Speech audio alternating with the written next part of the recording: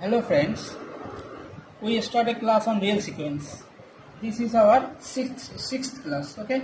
In previous class we give some examples of limit of a sequence. In this class we discuss a theorem on real sequence and convergent sequence. Okay. Convergent sequence. Okay. So theorem. The theorem is the limit of a sequence is unique. The limit of a sequence is unique. Okay, the limit of a sequence is unique. Now we prove this theorem. Okay, this say the limit of a sequence is unique. That is, there are at most one limit. Okay, of a sequence. There are at most one limit of a sequence. So we prove this by contradiction. We take, if possible, let there are at least two limits of a sequence, and then we get a contradiction. Okay. So first we take it, let xn be a real sequence. Xn be real sequence and L1, L2 are two different limit of xn. Okay, L1 and L2 two different limit of xn. Then L1 not equal to L2. Okay, then L1 not equal to L2. Since L1 or L2 be two real number, then either L1 greater than L2 or L2 greater than L1. Okay, without loss of generality we take L1 greater than L2. Okay, then L1 minus L2 is greater than 0. L1 minus L2 is greater than 0. Now L1 or L2 are two limits of xn, that is limit n tends to infinity xn equal to L. So what is our definition? L is a limit of xn. Since xn be a real sequence and L belongs to R, then L is said to be a limit of xn if for each xn greater than 0 there exists a natural number k belongs to n such that this is less than 7 for all n greater than equal to k. Okay, and this inequality also can be written as L minus epsilon less than this and less than this. Okay, this discussion is on in the previous classes. You must see the previous class. Okay, so limit n tends to infinity xn equal to L1. This implies for each xn greater than 0 there exists k1 belongs to n such that mod of xn minus L1 less than epsilon for all n greater than equal to k1. Okay, this implies L1 minus epsilon less than xn less than L1 plus epsilon for all n greater than equal to k1. Okay, clear?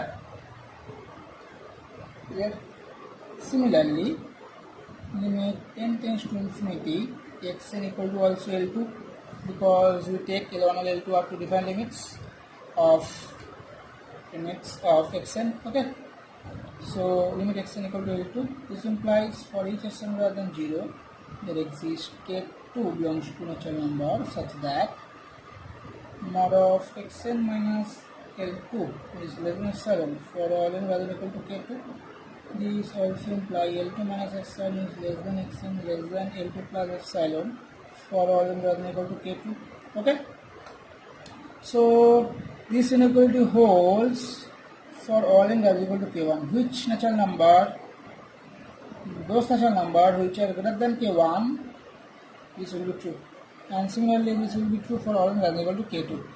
So if we choose k equal to max of k1, k2, because this maximum is also exist because k1 and k2 be two natural numbers. Okay, so between two these one is bigger than the other, so between two this natural number the maximum is exist. Okay, and and if and if and if k1 greater than k2, then maximum is k1, and if k2 greater than k1, the maximum is k2. Okay, clear? So we does not know which natural number is bigger than the other. So in general, we take the maximum is k. It must be k1 or must be k2. Okay. Yeah. So the loss of generality, we take the maximum and denote it by k. Okay.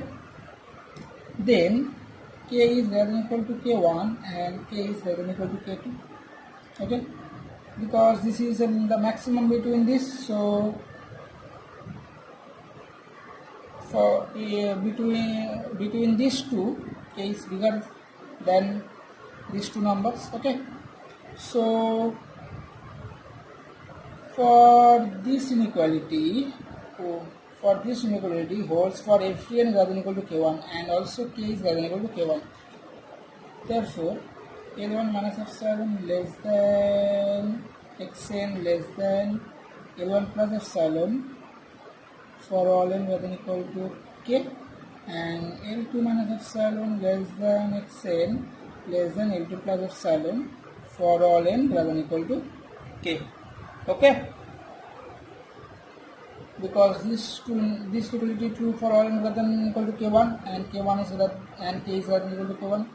This is true for all n greater than equal to k2 and k is greater than equal to k2. So this two inequality true for all n greater than equal to k.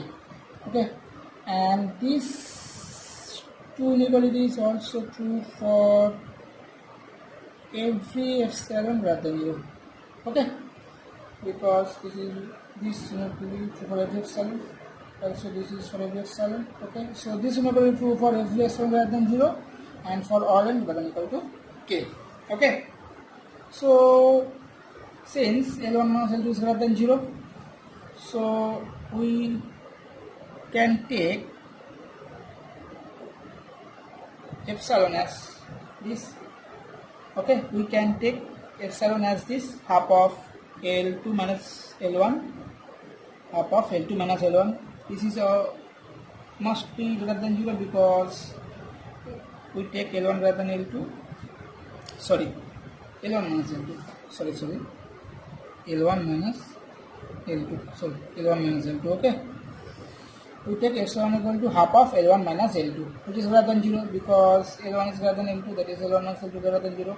So this epsilon is greater than 0. So we take, this is true for every epsilon, so we take epsilon equal to this. Okay. Then what is the condition? Then if we put the value of epsilon in this two inequality, we have, see, we take L1 is bigger than L2, so this is L2 and this is L1. Okay, L1 is bigger than L2. Okay, this is the real number set. Okay, this is the real number set.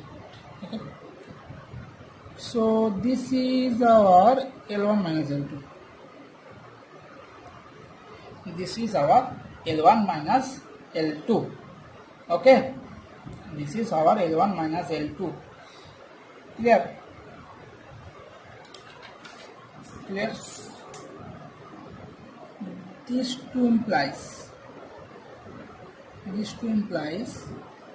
xn belongs to L1 minus epsilon, L1 plus epsilon, and xn also belongs to L2 minus epsilon, L2 plus epsilon for all n greater than equal to k. Okay, clear? That is xk plus 1, xk plus 2, all are belongs to L1 minus epsilon, L1 plus epsilon. Okay, and it's the same terms of the sequences. The same terms of the sequence are also belongs to L2 minus epsilon, L2 plus epsilon. Okay, here xk plus 1, xk plus 2, all are belongs to L1 minus epsilon, L1 plus epsilon because of this, and xk and the same terms xk plus 1, xk plus 2 and so on, all are belongs to this. Okay, and we choose epsilon equal to this. So graphically we see that if this is L2 and this is L1, L1 is bigger than L2, then this distance, this to this distance is L1 minus L2. So if we take half this, okay, this is our epsilon. Okay, this is our epsilon. Okay, this is our epsilon. So what is our L1 minus epsilon? So this is our L2 minus 1 here. This is our L2 minus epsilon, L2 plus epsilon. Okay, and this is our this distance epsilon. So the L2 plus epsilon, L2 minus epsilon. Okay, and L1, this is L1 minus epsilon, and this is L1 plus epsilon.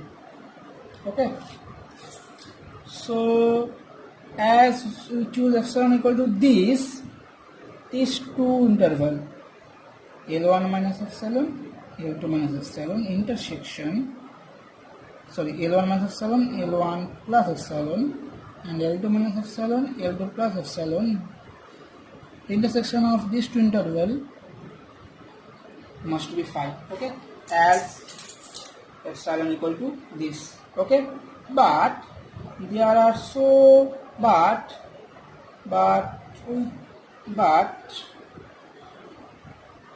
there must so many elements xk plus 1, xk plus 2 of the sequence which are belongs to this interval as well as this interval. So this implies these elements xk plus 1, xk plus 2 and so on, all are belongs to this intersection L1 minus epsilon, L1 plus epsilon intersection L2 minus epsilon, L2 plus epsilon. Okay, so this is a contradiction because the intersection is 5, but there are we get so many elements of the intersection. So for this epsilon there are a contradiction. Okay, but this condition satisfy for each epsilon, these conditions satisfy for each epsilon, but we can find the epsilon such that the conditions does not satisfy here, because there are a contradiction. So we can so our assumption is wrong, that is L1 and L2 are two defined limits, that is L1 not equal to L2. This is wrong. So therefore L1 must be equal to x2. Okay, L1 equal to L2, this must be holds, therefore the limit is unique.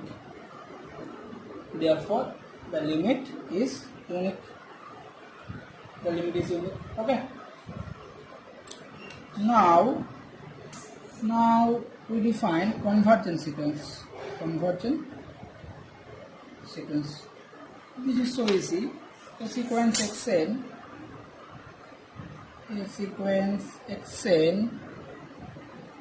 in R, that is a real sequence, is said to be a convergent sequence. Said to be a convergent sequence if limit n tends to infinity xn exists finitely. Okay. That if a sequence xn is said to be a convergent sequence if the limit exists finitely. Okay, that is the sequence converges to a limit L. Okay, the sequence converges to a limit L. Okay, so we get so many examples of convergent sequence. So example 1 by n, this is a convergent sequence because this converges to 0. Okay, 1 by n plus 1, this is also a convergent sequence and converges to 0. N by n plus 1, this is also a convergent sequence and this is convergent to 1. Okay, so these are some examples of convergent sequences. Okay, that's it. Thank you. In the next class, we discuss divergent sequences and some theorems. Okay, goodbye.